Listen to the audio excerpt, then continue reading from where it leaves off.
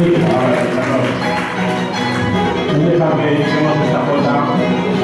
A Bea cantaba su maestro, la cantaba con su esposa, que era aquí, dos personas queridísimas para Bea.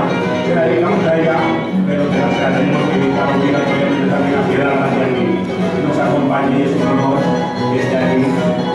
Así que, a Bea, para Piedad y para Preciosidad, este dúo que ellos cantaron también, que intentaremos cantar lo mejor posible.